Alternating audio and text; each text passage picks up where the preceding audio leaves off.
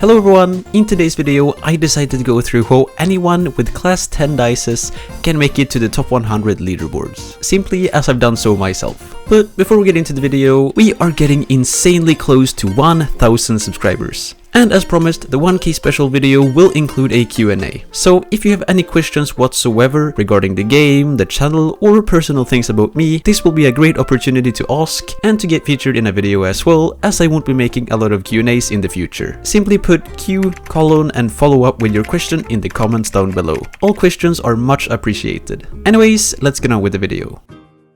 Disclaimer. Please note that the things said in this video are things that I've learned and experienced, so everything should be taken with a grain of salt. The video is mainly based on mental strategies and mindset. By no means am I a pro or expert at this game. As of going for top 100 the 3 first times, I did it using only class 10 dices, excluding lunar dice, which I used for the first attempt. For the 4th time that isn't counted in this video, I mainly used dices at class 11.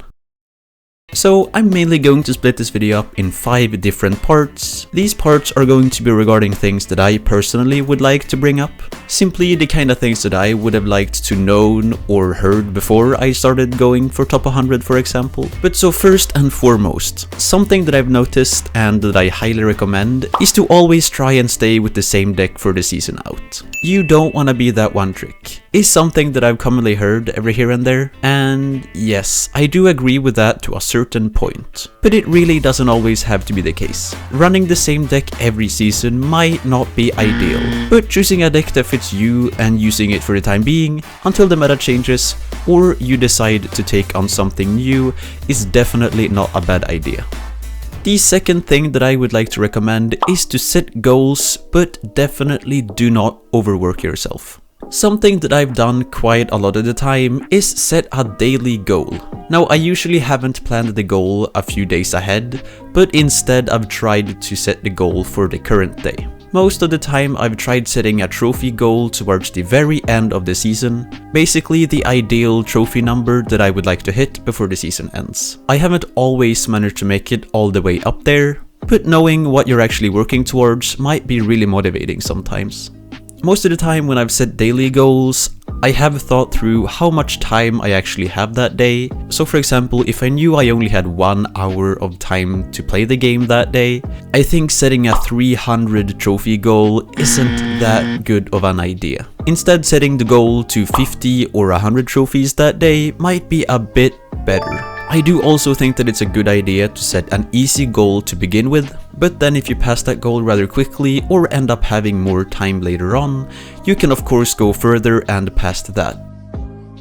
The third thing that I would want to bring up is that struggling is okay, and bad days are totally normal. I have said this before, especially in the top 100 video that I made. I know I mentioned it, but you cannot always win. No matter how good of a player you are, there is absolutely no way that you are going to win every single game for the season, or most likely not even for the entire day, even if you're not playing that many games. We are all humans after all, it's totally okay to mess up, and there are also times that the game doesn't treat either of us very well. That just happens. It's RNG based, I guess. Even if you make every single move right, the game might just not let you have that game. Or you might run into very hard counters, and there might just really not be anything you can do about it.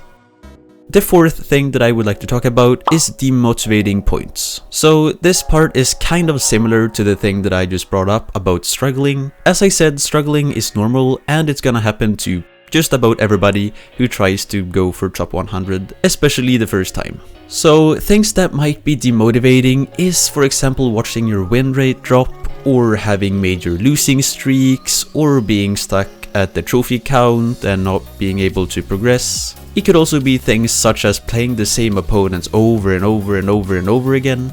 Now, these things are normal as well, and there isn't always something that you can do about it. My personal way of dealing with this is usually to take a break.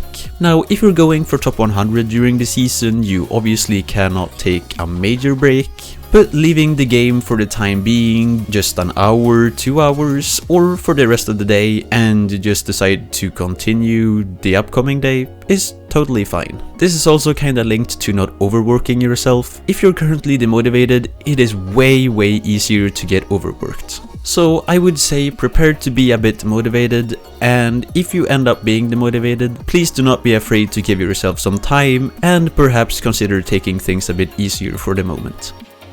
The fifth and last thing that I would like to bring up in this video is that if you've tried going for top 100 previously, or you're currently trying to go for top 100 and you don't make it, please do not give up. For me personally, the first time that I decided on going top 100, I did not actually make it. That is something that I spoke about in the video where I made it to Champion 1 for the first time. I was doing really well for the first few weeks during the season, and I was even in the top 10 at certain points. But eventually I kinda got stuck and there was a lot of counter decks, but I really just did not know how to play any other of the meta decks at the time, so I was really struggling.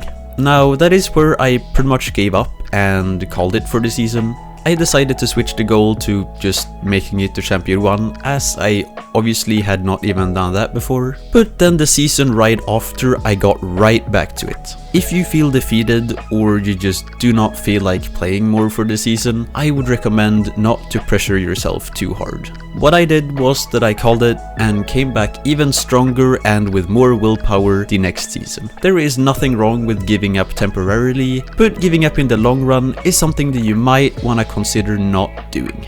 If you didn't make it the first time, it's very likely that you learned something new that could be very useful for your next attempt. Anyways, those are 5 points that probably would have helped me before I tried going for top 100. Now, I just want to say that I am no expert and I'm really not that good at the game, to be really honest with you all. But going to 100 can be a lot about the mentality and not just about the skill. Of course, there is a lot of luck involved in all of this as well, but it's really just important not to give up. But that is it for today's video. Be sure to leave a question down in the comments down below if you have anything you would like to ask me for the Q&A.